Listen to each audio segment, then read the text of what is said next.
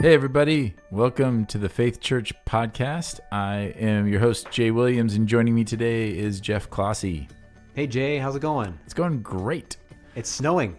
It is snowing. Oh, man. And I came back. I left, and it was fall, and I came back, and it's winter.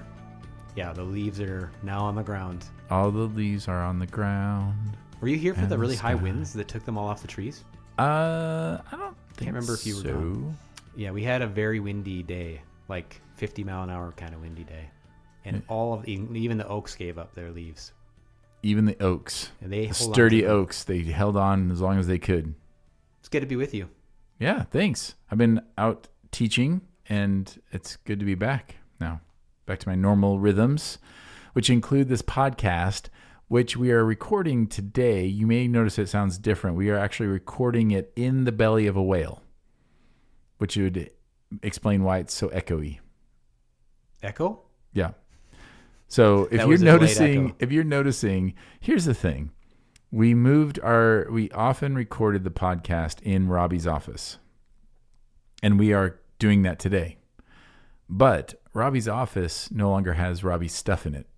And so it is very barren. And so I apologize. We have put the mighty Jeff Bauer on the case, and I fully expect that next week when we record the podcast, we will not have such acoustical issues. Thank you for bearing with us. Yeah. I was talking to you, Jay. Well, yeah, I know. I understand that affects maybe 4% of our listeners, but the 4% of our listeners who right now are going, "What in the world? Where are they recording this thing?" They are so glad that I addressed it. So maybe use your cheaper headphones today instead of the really high-end ones. Yeah, maybe don't use high end. Maybe go through your phone speaker, and it won't be as noticeable. But it is what it is, man. We fight through. If there's anything about this podcast, we push through. Resilience, which has nothing to do with your sermon. Well, maybe a little bit this past weekend. But you got assigned the politics and conspiracy theory. Well, not theories, but conspiracies sermon. Plot. So I couldn't think of a better person to do that than you. I really enjoyed it, like all the prep for it. Yeah. So Acts 23, in case you forgot, between Sunday and now. And yeah, it was, again, God's timing that was all happening, and I'm studying that while we're also voting.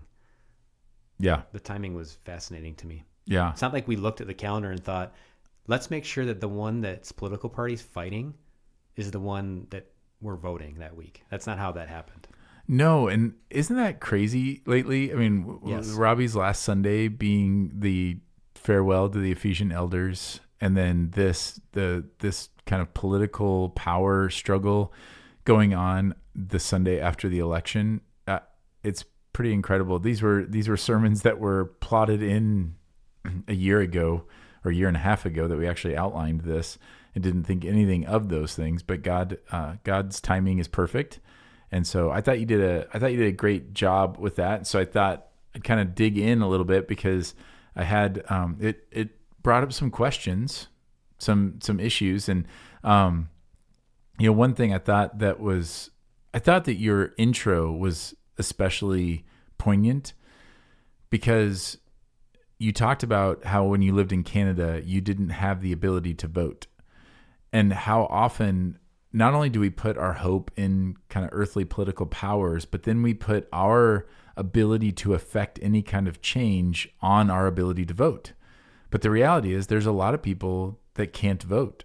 And so I thought it was really interesting how you kind of unpacked the idea that, well, even though I was living in a country where I had no vote, that didn't mean that I was powerless to affect change in my city. Yeah. And that really did affect me. It has affected me in each election so far since we got back. But I think especially this one, just because things just feel tense culturally. Yeah. And that morning, I really did feel that again, like, well, I'm going to vote. I think that's really important. I'm glad I can vote. But I also don't think that my hope or my future is dependent upon my vote or your vote or anyone else's vote. I think that God is sovereign over those things. And that made it quite a delight to walk into the town of Peshtigo town hall and Dean Pennington showing me where to vote. And I really got to enjoy it. Yeah. But yeah, living in a capital city where I couldn't vote was a weird experience because everything in that city, it's like living in DC and not being able to vote. Everything there is about that process and about those centers of power. I mean, I would interact with members of parliament. It was just part of life there. Yeah. But we had to trust that God was going to, and already was before we ever showed up, working in that place. Yeah, and I think that what's so important about that is the idea that you weren't saying on Sunday, don't participate in elections. This is always the tension I think that Christians have, is that it's so hard to kind of walk that road and not fall into one of the two ditches. The one ditch being that we put all of our hope in the election of these political players, and with the hopes that if we just voted the right way, like you said, vote the right way, get the right person in office, and all of our problems are solved. So that's clearly one ditch. But the other ditch is when we take for granted that God has placed us in a country where we can vote and where we can affect things in that way. And so it can be really tempting to to just not be bothered by it at all and think that it's somehow more spiritually mature to not know what's going on or to just stay removed from that. And this has been, an issue for the church, not just here in this country, but all throughout the history of the church, is what is the role of the church in worldly governments. And the Christian church has flourished in all kinds of different types of governments that have all kinds of views about Christianity. Whether it is widely accepted or whether it is unknown or whether it is persecuted, the Christian church still thrives in all of those environments, which should show us and tell us something about how God moves and how he uses all circumstances. And so I don't know if you've ever thought through that, as that tension of how do you wrestle with that tension of saying, well, no, this is important, but it's not ultimate. Yeah, I think you stated the tension really well. And I think feeling that and I feel it. I think, to be honest, for me, the way I'm wired, it'd be a lot easier just to say I'm not going to vote. Yeah. I would just be whatever. Because I think when we vote, if we take it seriously enough, there's a responsibility that we bear for how we end up voting when we enter into the process like that. Like G.K. Chesterton, I think it was in the Orthodoxy book, talks about loving a place enough to see the problems in the place and not to give up on it. Yeah. And I really think that's captures what our participation in the political system can be, is that we love it enough to say, I'm not going to give up on this. But I also don't think it's only about my vote. I think there's much bigger things going on. I love that you gave the example of Christians living in all sorts of environments. I mean, think about all the Christians, the hundreds of millions of them right now in communist China. Right. For example, I mean, they're the ones that come to my mind right away for our current day. But then there are other even more hostile governments even than them, where people are living and following Jesus. And the idea of voting to do anything to express power or to influence isn't even a thing. Right. Yet they will still pray that same prayer, Lord, your kingdom come, your will be done on earth as in heaven. And that was really striking me this week. And I love the Lord's Prayer. I talk about it a lot, but especially this week, that Jesus gave us words for it. Yeah. Yeah, he did. And so much of this is, I think, rooted in the idea of, do we really believe that prayer and asking God to act and loving our neighbor is the better thing, like is the bigger thing? And so even when yes, if you're given the right to vote, then by all means vote and be informed and do that for the good of your community, participate in that. But I think for a lot of Christians, we know in our heads that, we'll even say, we'll kind of give lip service to, no, I think prayer is more important. We might even say loving our neighbor is more important. But then the way that comes out of us, though, is still like what's demonstrated in us often is the reality that we do put our hope in earthly powers and we tend to think that God is dependent on them. We function in a way that we think God is dependent. We say that God is not. We say that we believe God is sovereign, and there's a dissonance there between what we say we believe and how we function, which you then talked about a little bit with when Paul is being falsely accused and then he's unjustly struck. And we see Paul's response, which is a pretty heated response. Pretty direct. Yeah. And, but you mentioned how there's a call to be rather than just to appear. So when he calls, him a whitewashed wall, and you drew the parallel to Jesus calling the Pharisees whitewashed tombs, that we tend to think that what we say about something and how we appear, that's what really matters, rather than it being really a call of who we are and our actual nature being transformed, not just our behavior and our words and our thoughts. And I think the view of political power demonstrates that. Like, we're not called to just say that we believe God is sovereign over this. We're not called to just say that our hope is really in a king and a kingdom, but to actually be citizens of a kingdom who demonstrate through the overflow of their heart, demonstrate that we believe in a sovereign king who is has power over all of these other earthly entities. So I guess my question in that is, what does that look like then? Oh, that's a great question. I mean, really getting really practical. So I mentioned people may or may not be satisfied with the outcome of this most recent vote. And part of what that means is that at the dinner table, we don't grumble and complain all night about it and talk negatively about political people that we don't agree with all the time. Like, we don't do that. So our kids aren't picking up this constant just venom towards other human beings that's coming out of us. So I think a lot of it has to do with, what do we end up saying to those closest to us about what happened when we don't like it? I think that's one way that we really work on, do I trust or not right now? And it doesn't mean, I'm not at all saying that there wouldn't be valid reasons to be disappointed. Sure. In various outcomes. Right. But it's, what do we do with that outcome? And I think what we say with our mouth in private really demonstrates what our heart is. Are we able to say, yeah, I'm bummed. I really wanted this other person, but I'm going to now start praying for the one who did get elected the way that I'm called to. I mean, I didn't have time to go into it, but Paul actually gives us instructions. He gave them instructions in Timothy about what to do. And he says of first importance is to pray. That was like his call. And you think about them praying for those in charge. That's like Nero. These are not people who would have been friendly towards the Christians, and their call was to pray for them.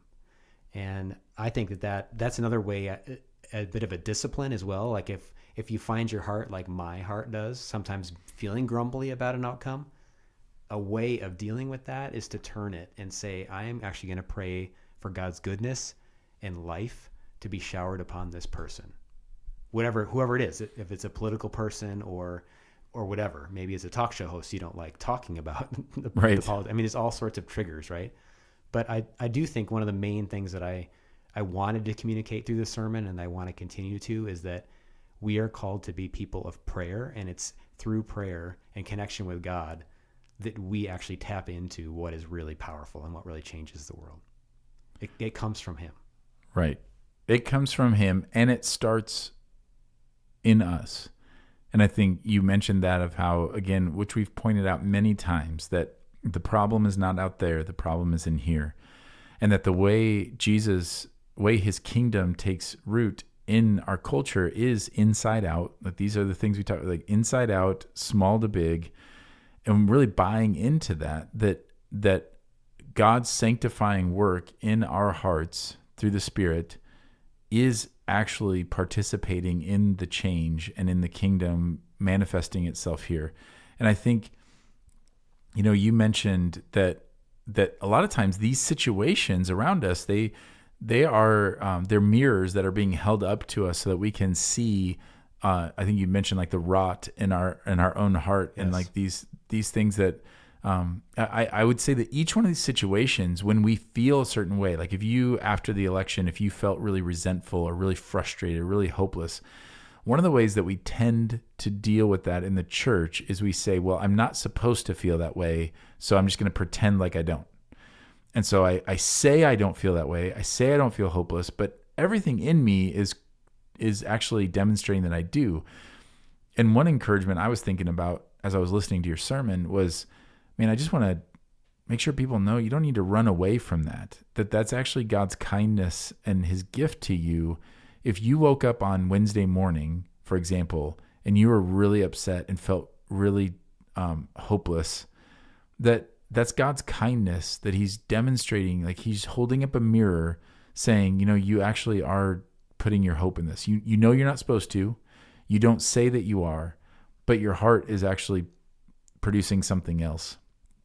And I think if we can have some humility and trust in God's kindness in that, and to realize he's not holding that mirror up, like trying to rub our face in it, but he's doing it to demonstrate that, to reveal that to us so that he can bring healing to that and can and sanctify us in that.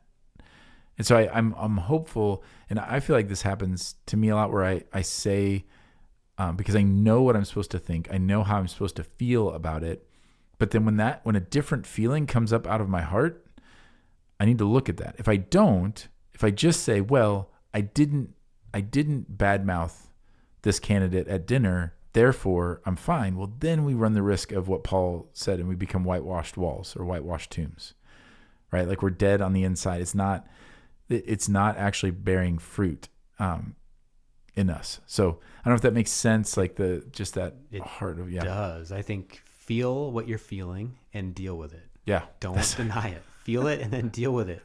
And the healthiest thing for any of us who are following Jesus in that moment is to immediately talk to him about it. Like tell him. Like we know that God already knows.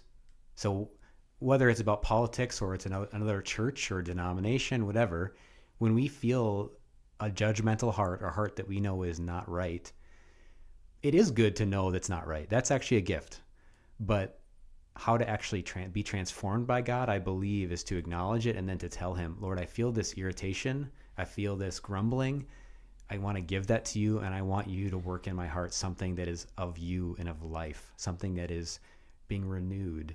And I think actually communicating with God about it is one of the best things, because you get it out of your own head. And he is your counselor. He is the one that ministers to you in that moment. That's so good. So it's funny that I said all those things and you said feel it and then deal with it. And summarizing. It's so great. Yeah. Because you're right. I mean, I think so much of sanctification is being honest about how you feel. It's the Father saying to Jesus, I believe, help my unbelief.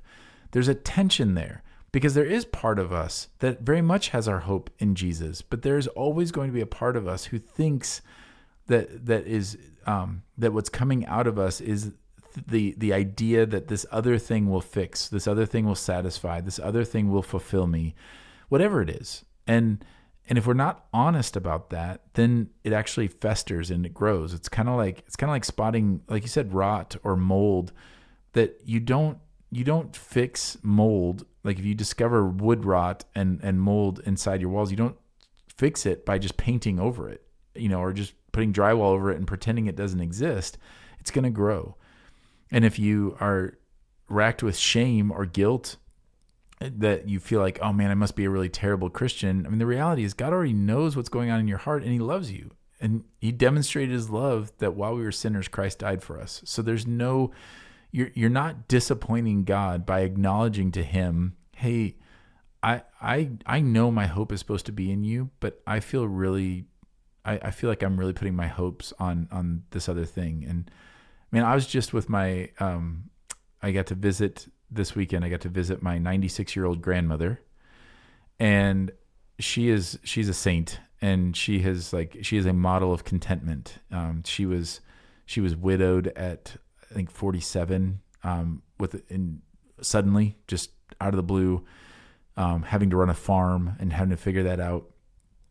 And then she's just lived a life in a life of contentment, where at each phase she's like, okay, well, this is what God has for me here. And she's been able to let go of things. She's been able to move to new places.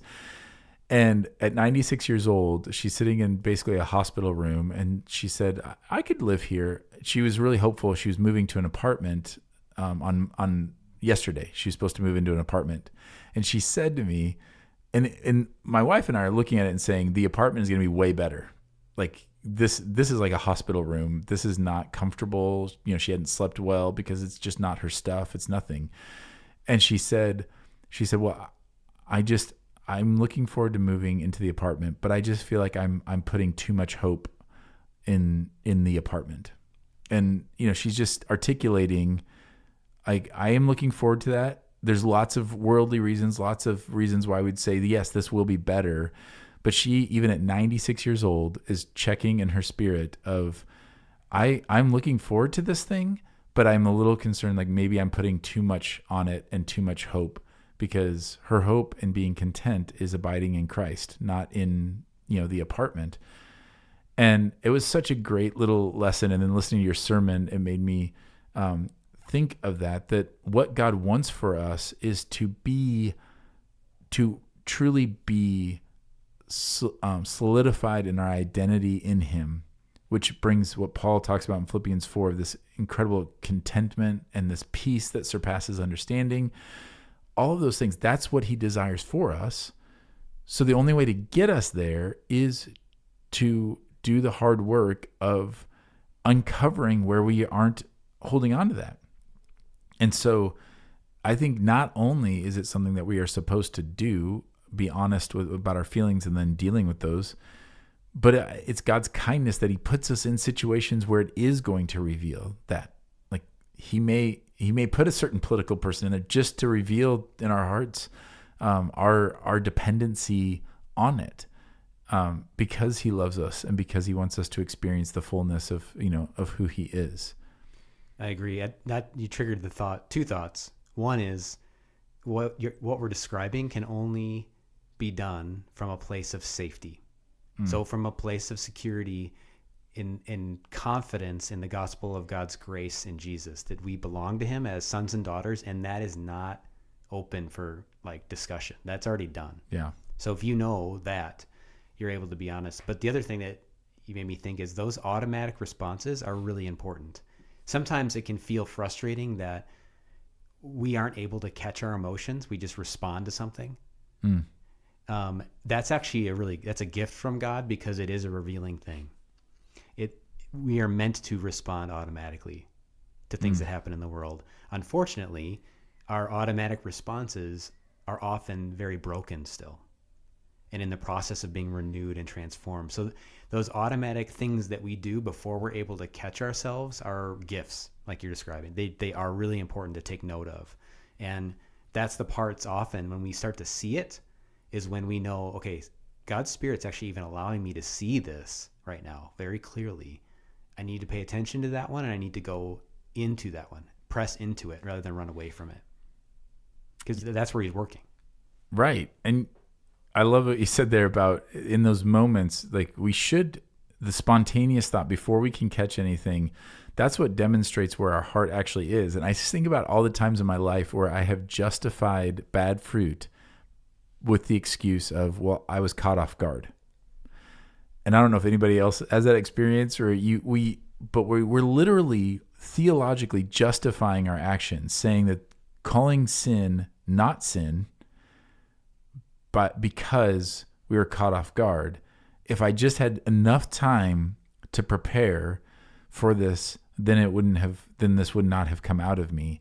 But that's what Jesus is saying, that actually reveals the tree. Like the good tree produces good fruit. And when it doesn't, well, then there's something in there that's off. And so we really should be thankful for those times and not so quickly justify ourselves or others, or excuse that.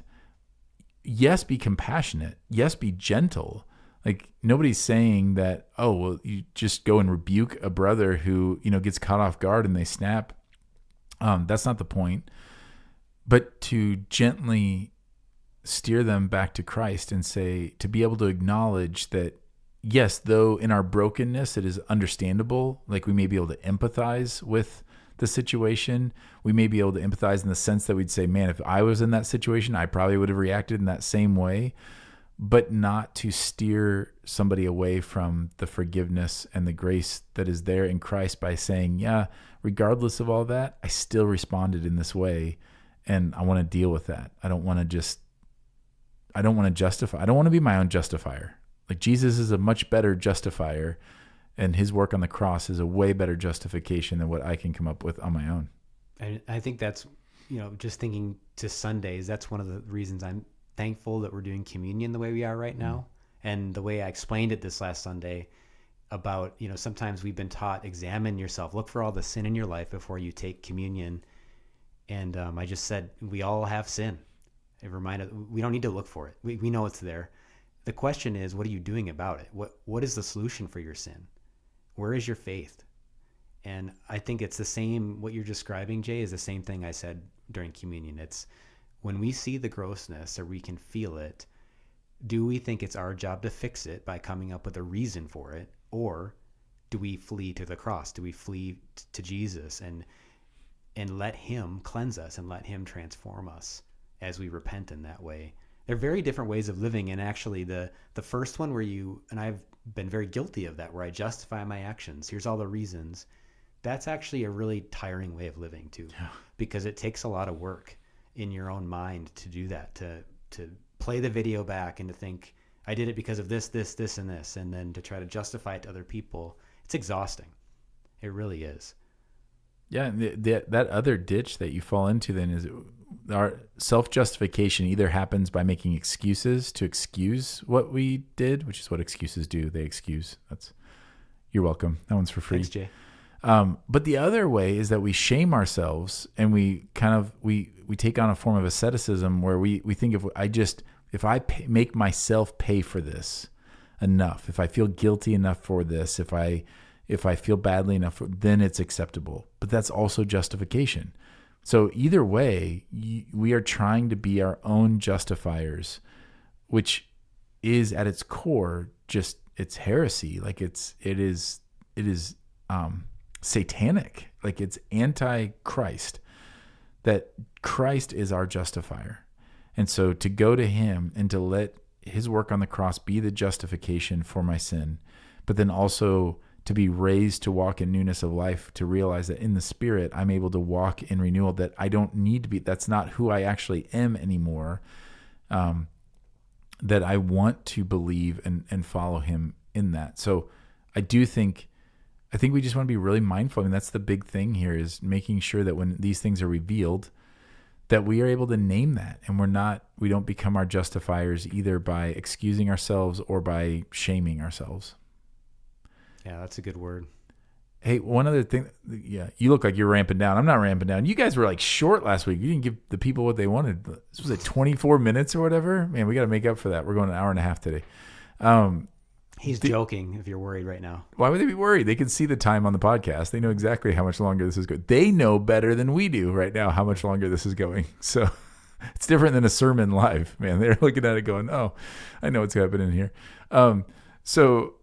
But I think not only in our own hearts, but then in our local church congregations, we need to be very on guard with this, and we need to see how it plays out nationally. You alluded to a situation. I feel like you were alluding to a situation, but you didn't ever name it in the sermon. Maybe I'm wrong, but as soon as when you were talking about, like, when you're talking about the conspiracies, and you're talking about how you may not have these evil plans, you may not be putting these evil plans in place, like the guys who were gonna fast until they the plot to murder Paul. But you asked the question of, even if you're not putting those plans into action, and you're not saying you think that should happen, but how do you respond when you see things like that happen? And I immediately was thinking of Nancy Pelosi's husband. Oh, wow. Yeah, I didn't even think of that. You didn't even think of that? No. It felt like you're just so there. No. I was like, man. But here's the thing about that is I was stunned to see people who claim to be evangelical leaders celebrating that act, that his assault and kidnapping, that not only applauding it, but referring to the person who did it as some kind of a hero, and then mocking the whole situation. And I thought, this is evil. That is evil. This is evil. And so it's just a really good example of, man, like you said that the brokenness in the political world, we expect that because it's of the world. And so it should not surprise us that there are shady happenings and dealings. And I think part of the strength of your sermon was pointing out, like, everything that's happened to Paul here is unjust. It's completely unjust. But that doesn't mean he is able to respond in a way that is unchristlike. Even in those situations, we are still called to follow Jesus. It's not like Jesus was lived in a government that was super happy about him. Like, he ends up being unjustly killed.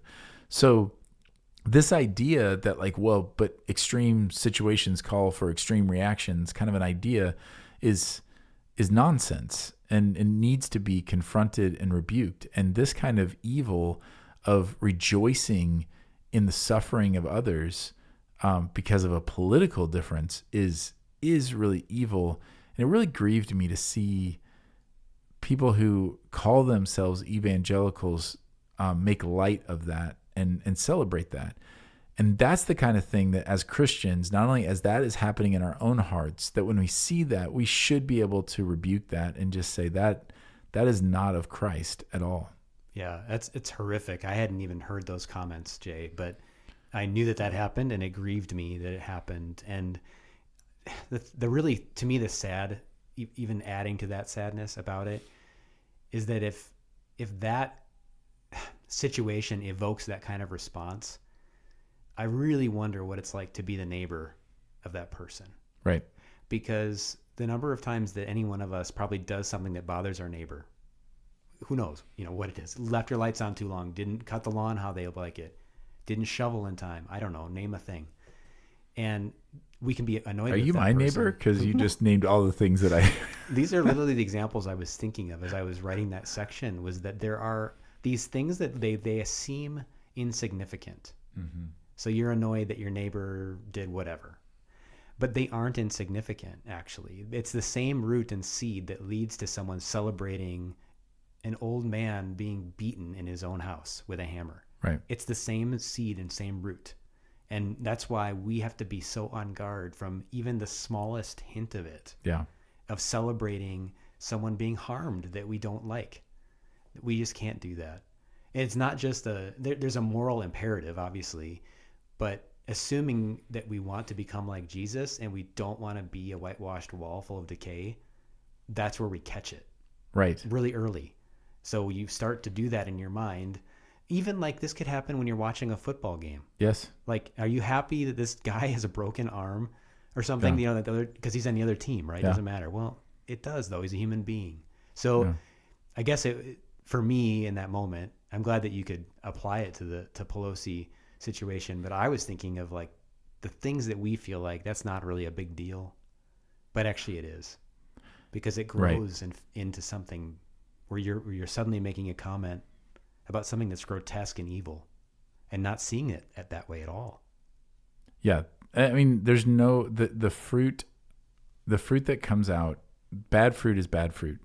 And even if it's little tiny, small bad fruit, it's still bad fruit, but that grows. And I think realizing and naming that so that we can say, I don't like that in my heart. I remember there was a long stretch in my life where I avoided movies that had themes of revenge in them. And, you can make an argument that there's justice and all those different things, which is fine. I'm not saying this is not for everybody, but for me, it was stirring something in my heart that I didn't like, where I felt like I was happy that the bad guy got what they deserved. And for me, I thought, man, that I'm going into a place of like wanting revenge, and that is not Christ-like. That goes to God. God is the only one who is the one to give out that kind of justice, or to those whom he has given that authority to, like in the government.